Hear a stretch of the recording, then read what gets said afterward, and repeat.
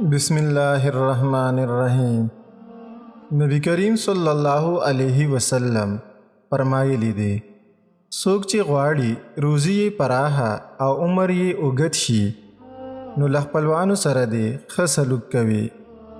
څوک چې د پلار قدر کوي هغه هیڅکله هم نه غریب کیږي او څوک چې د مور قدر کوي هغه هیڅکله نه بدنصیبه کیږي.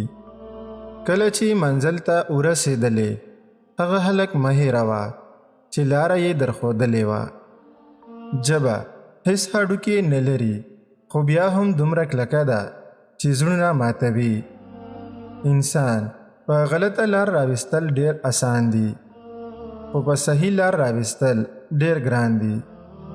د زرګونو انسانانو دوستی د یو انسان د دښمنۍ په برابر ما اخله. تر ځان له ښکته خلکو سره ځان موازنه کول د شکر ادا کولو سبب ګرځي. بخیل سړی هم په بدو خلقو کې شمارل کیږي.